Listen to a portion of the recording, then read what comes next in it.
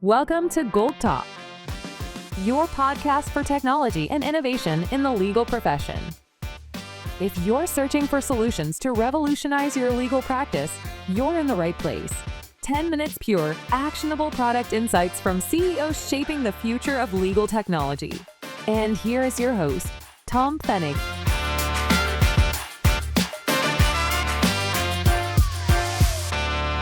Hi, everybody. Welcome to GOLT Talk. My name is Tom, your host, and I have the pleasure of welcoming the CEO of Nuix, Jonathan Rubinsztein, to today's episode. Welcome, Jonathan, and greetings to Sydney. Good morning to you. Thanks, Tom. Thanks for having me on. It's a privilege, and you're the first legal tech company on the GOLT Talk from Australia, down under. So the viewers will be very keen to hear from you some of the answers to the questions that we are asking CEOs around the world on the legal technology that we are showcasing here. But before we get there, maybe a few words about yourself, please.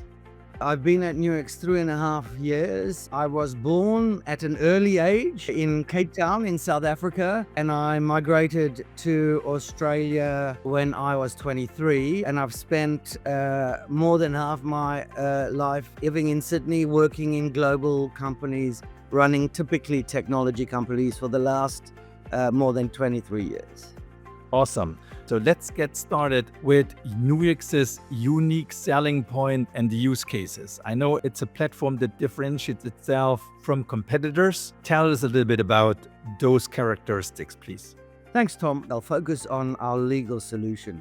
Our starting point is that Nuix really is a technology company and we understand data, and that's what we do. People kind of think about the e-discovery process as processing data and then reviewing data. Imagine if you could find the 20 documents that will win your court case. Imagine by processing, you simply have the ability to find those 20 documents. Now, that's obviously the complete extreme, because then you don't need a review process. You take the 20 documents and you put it into, and you can manually review them. Now, what we do is we are very good at understanding large data sets, and our view is that our processing engine is the gold standard, and we can actually reduce false positives by up to 80% and improve false negatives, which means that actually what happens is the data set that we find can be reduced by up to 80%, which means that there's a massive cost savings, both more so in human being time, because humans typically review the smaller data set, but also in your DCF of data under management for the next 7 years. So we believe that by finding the smaller data set, which is much more accurate, and then promoting that into your review platform, we have a fairly compelling value proposition. So that's really, I think, our core. That's where it starts, at our processing stage. Very helpful. Just to complete the picture, as I familiarize myself with the Nuix suite, beyond the forensics and the investigation, obviously there is also a focus on data privacy and legal research. So maybe complementing the picture on this part a little bit, if you wouldn't mind. Sure. So what's super important is we've had a massive step change in our technology stack. So our Neo Legal is based on what we call a deep learning framework. That means that we can interrogate the data, we run it through our own NLP, our own natural language processing, which means that once you process the data, of course you can promote a much smaller data set to your review platform. And again, Nuix has a full EDRM end-to-end platform. But what's super exciting then is you can interrogate the data. So our natural language process, which is our own AI, we bought a business 4 years ago when people could spell AI, and we've spent 3 years embedding it into our platform. We're the first legal tech business that have cognitive AI embedded in our review platform. But what you can start doing is you could say, well, can you show me all my non-disclosure agreements or my employment contracts? And because we've run it through NLP, it's not looking for text search for a document that says employment agreement. It looks for text that resembles a context of an employment agreement, of an NDA or whatever. So again, our functionality then becomes materially bigger. We can then take those data sets and run them through any Gen AI process you want. if we want to translate or to transcribe or to summarize or to run it through a chronology, all of that is just part of our deep learning framework. And we feel that we now have a platform that allows you to process the data and then understand that data at scale. So to make it very clear also for the viewers, what are the use cases in those verticals? In what very scenarios are your clients using these products? So that means that before you get breached, we can understand your data landscape. We can look at where your sensitive data is, all your valuable data. Then we have a forensic investigation platform, which says, let me find something typically in the past or in the future. Let me predictively analyze where a fraud event might emerge, or let me look backwards. And we have some very compelling technology. We use graph data. We use a link analysis database, which means that we can take, in our Understand platform, we can take all of this data and start linking and looking for causal or correlated insights. In our legal platform, we process the data, we understand that data set, and then in a full NDRM compliant and full end-to-end stack, we then promote for ourselves the smallest data set into our review platform. And what's really interesting in our review platform, one of our philosophies is that we deploy it the way our customers want to deploy. So our customers often want, and our customers are often large law enforcement, large regulators. And so being able to deploy our software on-premise or in cloud-based environment, which is our Discover SaaS or our Nuix Neo legal solution, means that we can give you an on-prem or a cloud or a hybrid review environment, which, by the way, gives our customers complete freedom of how they choose to deploy. But also, there are many cost scenarios where cloud can be 3 to 5x more expensive than on-prem. And so we allow our customers, again, to have that choice. Very good. So that's really critical. The whole ecosystem is essentially within your client portfolio. And if I can summarize it, it's really looking at risk, potential exposure, being in the e-discovery part, being in compliance investigations, being at fraud detections, preventions, enforcements. All these kinds of scenarios would be falling within the realm of the Nuix capabilities. What we do is we protect, govern, and leverage your enterprise data set. And so what is an enterprise data set? It's typically a big data set in multiple formats. We understand 1,000 different file types. We understand modern language file types. We've got Slack adapters, Aconex adapters. Our Purview adapter, we believe, is the best in the world. And being able to access the data is super important. But then we protect it by looking at understanding your data sets, which is our data privacy or cyber breach tool. We can then govern it by using our legal platform and our forensic investigation platform. And the leverage piece, which is we can start understanding and looking for causal or correlated insights, is our new set of offerings that we have built. We built what's called a data curator, which allows us to find, enrich, understand and risk weight, and then train your Gen AI on the data, and you can responsibly train your Gen AI. And that's our latest platform, leveraging our Understand platform. So that's exciting.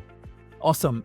Let's move to partners, and I think you've alluded to briefly already, as well as, which is important and interesting to the viewers, competitors.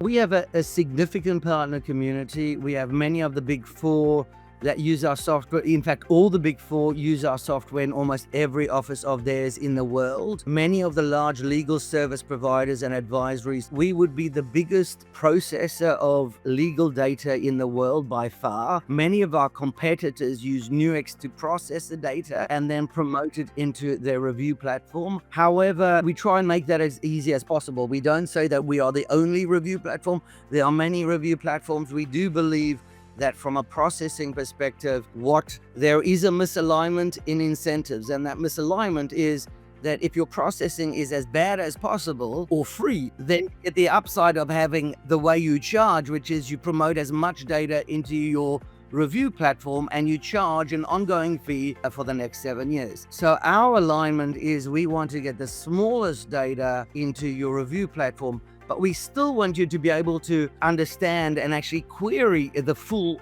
corpus of data, which means that if you promote it, and you still might want to say, when you show me these types of documents, and again, our NLP is a very good sorting, deduping type function, which allows us to do entity extraction.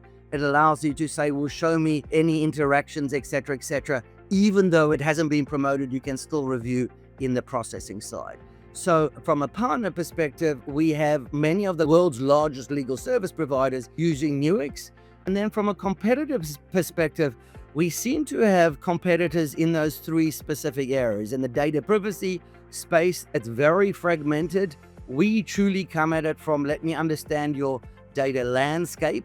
Lots of people look at cyber and say, well, they're much more focused on the perimeter. My view around the perimeter is your stupidest or most careless person is going to breach your perimeter. It's what the bad actor finds when they get into your environment. So that's what we think about the data. The same with forensic investigation. There are a bunch of players, very good players, that do similar things. Again, some players focus more on the mobile extraction. We do take data from every data type. So we take IoT data, mobile data, file-based data, and our intent is get as much data into Nuix so that we can then explore all the correlation causal links. And again, in the forensic investigation, if the data types and data sizes are big, we are very good. In the legal space, I think our legal processing is the gold standard. There are some very good organizations that are using more text-based legal processing. Text-based will be here forever, but we think that our deep learning framework allows you to do a lot more. It means that when you search, you don't have to translate. We can search through pictures and video, and we can do voice to text. We can do chronology and summarization all within one framework. By the way, using whatever Gen AI vectorized data set you want to use. We believe that there's a proliferation of Gen AI tools, and we need our customers to have complete choice. They are emerging every day, and you'll have an awesome legal summarization tool, or you'll have an awesome legal visualization or court presentation tool. What our deep learning framework allows you to do is to take the data set that we have processed and then leverage any other Gen AI tool that is out there in a very consistent and repeatable fashion. And by the way, we do that by using our enterprise automation layer, which is integrated completely. By the way, also, when we promote to our competitors' review platform, we can promote that in a seamless way. So really concretely on those three categories, on the data privacy side, I give you one potential competitor and you agree, or give me another one. Could it be OneTrust, for example?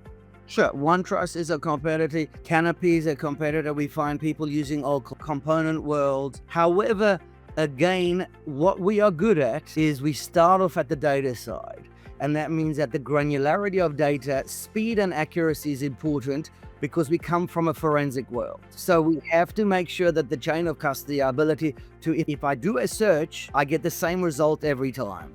And by the way, the bigger the data set. So when you get breached, speed and accuracy is super important. And by the way, being able to do things like normalization, being able to do things like deduping, understanding that Jonathan Rubinsztein is similar to JR, who's similar to J. Rubinsztein. And therefore, what we are good again at is once you've found your data set, we can then identify individuals rather than sending 50 different letters or notifying the authorities with 50 different identities. We actually can then normalize them to identify who those people are. So again, it's all at the data level. We think we win at the data level. We think this world is all about understanding data at scale with accuracy. So on the forensic side, just playing this game a little bit further, it would be a relativity. Forensic side, probably more organizations like Celebrite, who are a great player in the mobile forensic world, do a lot of work in law enforcement. Maybe Palantir in the larger, they've got a similar technology stack to us, but maybe more in the larger, our purpose statement is to be a force for good. So we are very careful that all our data we promote to a human to make a decision. There are certain competitors we don't compete with. When there's complex data, when they're large data sets, when it's it's a secret service organization, when it's a big regulator. We have 97 regulators around the world, tax authorities, competition market authorities that use our software, and both use our processing capability, typically in the investigation side, and our legal software. The regulators are typically from investigate to prosecute. And so we have a full end-to-end platform that our regulators use. And lastly, on the legal side, there's no real competitor coming to my mind. I think there are lots of competitors. Relativity on the review side is absolutely the elephant in the room, and they've done a great job. I feel like what we do extremely well is we are focused on getting the smallest data set. We think about the total cost of the case rather than how much your software costs. We think about efficiency of our automation layer, means that people don't have to wake up at night and reprocess, or when a queue ends and there's a material mistake and you've got to redo it. For us, we try and automate all of that and then give access to the insights around the data too, which means that you can then start querying and using your cognitive AI to do anything you want. By the way, the Gen AI, we provide a platform that allows you to use Harvey or any summarization tool or any visualization tool, because we think choice is super important. That came to my mind on the legal side as well. So you touched upon RVAI. I think we've covered that ground very well, Jonathan. Let's fast forward to pricing and implementation effort. Give me a ballpark number. What is the average that I would have to anticipate? So let me start off with the implementation. Previously, if you bought Nuix processing 3 or 4 years ago, we would actually assemble the parts together, and the time to value was slow. That meant that it could take weeks or even months to take our components. Now we have a local platform deployment that we can do in half an hour of our processing platform. And of course, our cloud-based platform is instantaneous. We give you a login and you're ready. What is much more important is change management, which is how do you use a process? How do we understand the efficiency gains? And so again, we built in, but again, what has been a massive shift for our usability, because Nuix is complex and the user interface is complex, but our enterprise automation means that once you figured out a repeatable workflow, that repeatable workflow you can only add to. You don't have to script. It is our NLP, our natural language processing, is no code, so you don't need a data scientist. You can train it yourself by saying this is a higher confidence level or a lower confidence level. That is how we think about it. In terms of cost, I really do think of value. And if you take our value, typically from a processing side, you probably find that the lower end of our software is typically starts off at about $100,000 implemented. However, often there can be consumption-based metrics also. In market, there's been a drive to push processing prices down, and in some scenarios, people are giving it away for free. But again, if the product is free, I always say you are the product. And so in that scenario, you're paying somewhere else. So people are kind of taking an end-to-end process and saying, well, I'll charge you X for processing and review. And what happens is you might pay 2 or 3X more in review, and you might pay 0 in processing. So in fact, my view is if you're a medium to large size legal firm, regulator, or corporate, then there's a no-brainer, because by the way, if I can tell you that the corpus of data that you promote to a review platform is 20 to 30% the size of what you would do anywhere else, then guess what? Review is 80% of your e-discovery costs, which means that effectively I can save you 24% of your total review cost. It more than pays for your processing costs. On our review process, we are super competitive because we have an on-prem and a cloud. By the way, both code bases are the same, which means that you can run hybrid scenarios. We have many regulators that need hybrid environments where they run their review and then also would use external counsel. And the costing, we're highly competitive, typically in the on-prem X per user, depending on the user base. But my commitment is your total cost per case, I would suggest, against most of our competitors is less than half the price. And that's how we think about it. because certainly from a data under management, it's materially less. But if we then factor in the human activity, you'd find that it's significantly less too. And when you said consumption-based, means per user or per gigabyte of data? So there are scenarios in our data privacy. The data privacy world typically is per gigabyte of data. In law enforcement, it's typically not. It's typically per user, but also because we can truly deal with massive data sets. Some of the biggest data sets are close to 400 terabytes of data. And so in those scenarios, one of the ways we can do that is we can give infinite access to our cores. Our cores are the code that allows you to process data, but then we charge for consumption. But we have the ability to charge both consumption if you need to be able to spike. And so if your consumption volumes are, one day you've got a massive case and you need 100x the processing power. And then if you need that cyclicality, then consumption makes sense because you don't have to buy the software for the full processing. You buy it at the bottom and spike up with consumption. And the 100K is the software license, basically. Correct. And that would include a consumption limit often. So it's not just you'd buy it and include X amount of data. Or we can actually restrict consumption as we did before and give a fixed price also. Very good. Excellent.